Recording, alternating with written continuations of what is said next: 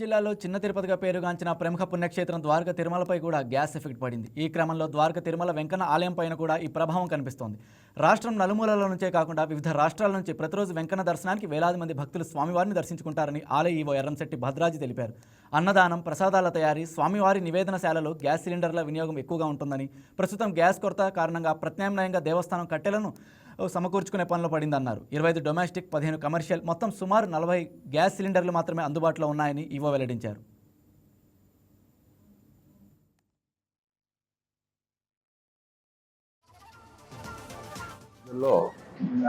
మరి గ్యాస్ కొరత అనే అంశం ఒకటి కొంచెం ఇదవుతుంది. అందులో భాగంగా మన ద్వారకా తిరుమల వెంకటేశ్వర స్వామి దేవస్థానం నందు ప్రస్తుతం భక్తులకి ఎటువంటి ఇబ్బంది లేకుండా అన్నదానము, ప్రసాద వినియోగాలు, అలాగే దేవాలయాలు, ఉపదేవాలయాలు అన్నింటికి కూడా ప్రస్తుతానికి నిన్నటి వరకు కూడా ఏమీ ఇబ్బంది లేదు. ఈ రోజు కూడా మనకు సరిపడా గ్యాస్ బండ్లన్నీ కూడా సప్లై ఉంది. ఈ రోజు రావాల్సిన బండ్లు కొంచెం ఇంతవరకు కూడా రాలేదు.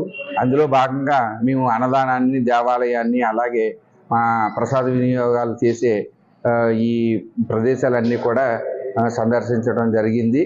అందులో ఇప్పుడు ఏంటంటే మేము కూడా ఆల్టర్నేటివ్గా నిన్నటి నుంచి మన సంబంధిత ఏఈఓల్ని, సూపరింటెండెంట్ తోటి మొన్న కూడా మేము చర్చలు జరపడం, దానికి ఇంజనీరింగ్ స్టాఫ్తో కూడా చర్చలు జరపడం జరిగింది. దాంట్లో భాగంగా మేమేమైతే మనకి ఏ విధమైన భక్తులకి అసౌకర్యం కలగకుండా అన్నప్రసాదం వినియోగం నిరంతరం జరిగేలాగా ఏర్పాట్లు చేయడం జరిగింది. అందులో నుంచి భాగంగానే కొన్ని టెంపరీగా విజయవాడ నుంచి కొంచెం దానికి సంబంధించిన పొయ్యిలు కూడా తెప్పిస్తాం. సాయంత్రానికి బహుశా ఆ పొయ్యిలన్నీ కూడా ఇక్కడికి వస్తాయి.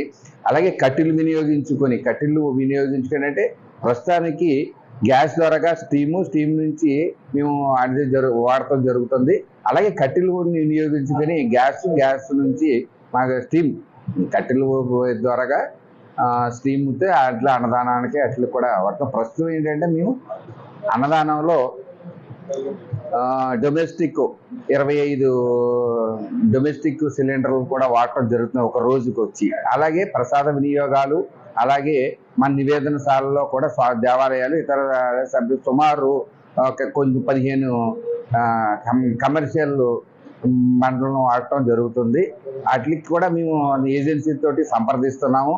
అలాగే కూడా మరి కలెక్టరేట్ వారికి కూడా సంప్రదించి శ్రీయుత కలెక్టర్ గారు కూడా ఈ విషయాన్ని విన్నవించి మరి దేవస్థానానికి భక్తులు వినియోగించే అన్నప్రసాద వినియోగం, అలాగే ప్రసాదాలు నిరంతరము ఉచిత ప్రసాదాల వినియోగానికి, అలాగే మరి మేము అయితే భక్తులకి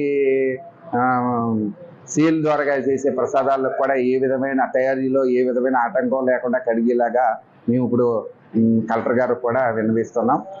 మరి కలెక్టర్ గారితో మేము ఆ ఏజెన్సీలను సంప్రదించి దేవాలయాలకి కొంచెం ఫస్ట్ ప్రయారిటీ ఇచ్చి చేసేలాగా బండ్లు కొరత లేకుండా చూసే ఏర్పాటు చేయవలసిందిగా కూడా మీ ద్వారాగా కూడా కలెక్టర్ గారిని విన్నవిస్తున్నాం. అలాగే ఏజెన్సీలు కూడా మాకు దేవాలయాలకు కొంచెం ఫస్ట్ ప్రయారిటీ ఇచ్చి మరి సహకరించాల్సిందిగా కూడా ఏజెన్సీలను కూడా ప్రార్థిస్తున్నాం. Thank you very much. Please subscribe to YK TV Network. Please subscribe to YK TV. Please watch YK News. Don't forget to subscribe YK News channel.